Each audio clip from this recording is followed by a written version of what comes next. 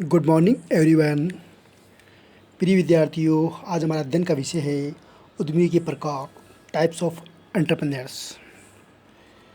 Topic को start करने से पहले हमें इस बात की जानकारी होनी चाहिए कि ये जो टॉपिक है इसमें क्वेश्चन जो पर्सन है वो शॉर्ट आंसर टाइप क्वेश्चन भी बन सकता है, एग्ज़ाम में पूछा जा सकता है। इसके अलावा जो निम्नात्मक पर्सन है, ऐसे टाइप जो क्वेश्चंस है वो भी इसमें एग्ज़ाम में पूछा जा सकता है। तो यहाँ पे हम दोनों को कवर करते हुए जो टॉपिक है उसको पूरा करेंगे।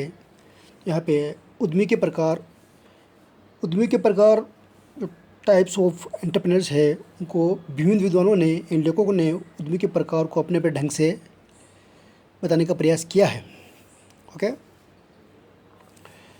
लेकिन कुछ जो टाइप है वो इस प्रकार है। यहाँ पे इनको बांटा गया है वो है प्रकृति के आधार पर, on the basis of nature. अब प्रकृति के आधार पर कौन कौन से जो उद्यमी के प्रकार है वो इस प्रकार है। सबसे पहले दे रखा है नव प्रवर्तन उद्यमी।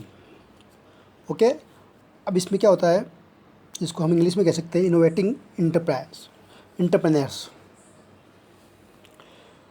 इनोवेटिंग एंटरप्रेन्योर्स कौन होता है? तो नव प्रवर्तन उद्यमी वे होते हैं जो नवाचार कार्यों में रुचि लेते हैं। ओके, कौन क्या होते हैं? जो उद्यमी वे होते हैं, जो नव प्रवर्तन उद्यमी वे होते हैं जो नवाचार कार्य में रुचि लेते हैं। ओके, क्या करते हैं वो? पर्सन वो take interest in innovative activities.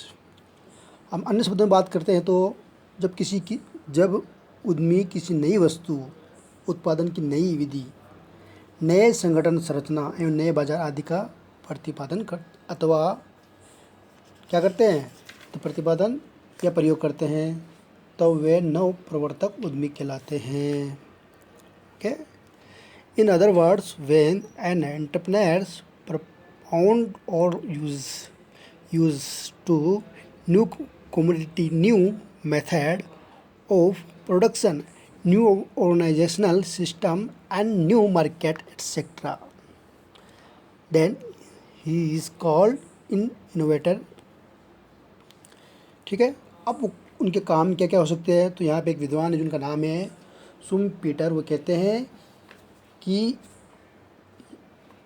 यदि कोई उद्यमी निम्नलिखित में से कोई भी कार्य करता है तो वह नव प्रवर्तक उद्यमी माना जाता है। अब वे कौन कौन से कार्य है तो यहाँ पे बताया गया है। तो पहला कार्य उन्होंने बताया नई वस्तु का उत्पादन करना, to produce any new commodity.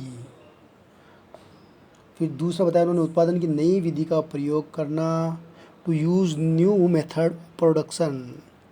फिर थर्ड, नए बाजारों का विकास करना, to develop new markets.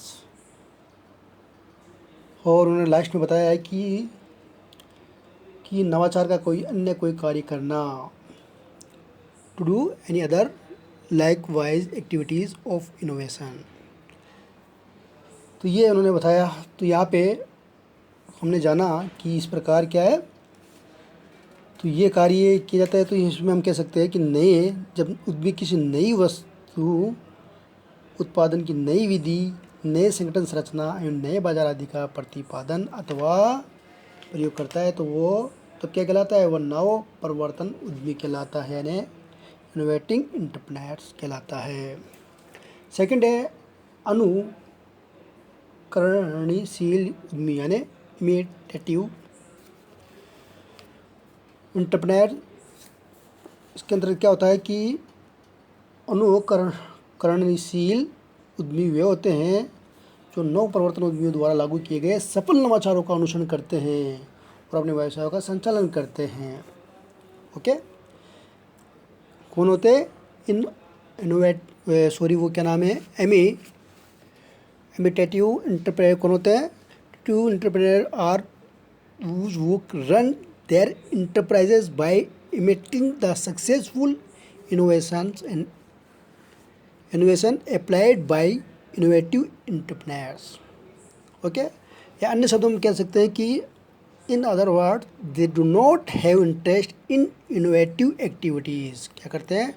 To not have interest in innovative activities में इंटरेस्ट नहीं रखते हैं। Some as that in innovative entrepreneurs. इसके अलावा they copy the successful innovation of the innovative entrepreneurs like production, raw material and techniques etcetera. तो यहाँ पे हम कह सकते हैं कि ये नवाचार कार्यों में नव प्रवर्तक उद्यमियों की बात ही रुचि नहीं रखते हैं, किंतु वे क्या करते हैं, नव प्रवर्तन उद्यमियों की सफल नवाचारों जैसे उत्पादन प्रणाली, कच्चे माल एवं तकनीक आदि की नकल करते हैं। कौन करते हैं? अनुकरणशील उद्यमी यानी इमिटेटिव एंटरप्रेन्योर्स। अब अनुकरणशील या नकलशील उद्यमी निम्नलिखित विशेषता है, जो विशेषता है वो देखी जाती है। कौन कौन सी विशेषता है? तो उसमें है ये असफल नव परिवर्तनों की ओर उन्मुख नहीं होते हैं। तो ये उनमें बात होती है। They have no major orientation toward unsuccessful innovation. फिर वो क्या करते हैं? दूसरी विशेषता क्या होती है उनमें? ये अपनी क्रियाओं में नव परिवर्तन उद्यमियों के सफल कार्यों का अनुसरण करते हैं। They imitate the successful works of innovative entrepreneurs in their activities. फिर उसमें तीसरा इसमें ये हो सकता है कि ये उद्यमी अपेक्षाकृत जोखिम कम लेते हैं। क्या करते हैं? जोखिम कम लेते हैं। These entrepreneurs take relatively lower risk. तो ये इसमें विशेषता है। थर्ड है सावधान उद्यमी। तीसरा जो नेचर जो हम कहते सकते हैं प्रकृति के आधार पर, on the basis of nature, उसमें थर्ड है प्रकार है सावधान उद्यमी। तो इसका हम फेबियन यानी एंटरप्रेन्योर। तो सावधान उद्यमी वे होते हैं जो सफल नव परिवर्तन का अनुसरण तो करते हैं किंतु पूर्ण सावधानी के साथ। ओके, तो ये बात इसमें बताई गई है। अन्य शब्दों में हम कह सकते हैं कि जब उद्यमी सफल नवकरण की नकल में भी बहुत सावधानी से करता है अथवा अनुकरणों के प्रयोग को टालने की प्रवृत्ति रखता है, तब यह सावधान उद्यमी कहलाता है। अब इसमें इम्पोर्टेंट बात क्या है कि सावधान उद्यमियों को अवसर की प्रतीक्षा करने वाला साहसी भी कहा जाता है। ये इम्पोर्टेंट है। इसके अलावा अब इनके काम क्या क्या हो सकते हैं? सावधान उद्यमी निम्नलिखित बातें देखी जा सकती है। वो कौन कौन सी बातें हैं? तो ये भी उसमें इम्पोर्टेंट है। तो यानी फेबियन एंटरप्रेन्योर्स और do imitate the successful innovation but with require cautions. In other words, when an entrepreneur copies the successful innovation also with great cautions or has to tendency to avoid the experiment of imitations, he is called a Fabian entrepreneur. अब इसमें जो सबसे important बात वो है Fabian entrepreneur is also known as a waiting for a opportunity. ठीक है, waiting for opportunity ये इसमें विशेषता देखी जाती है।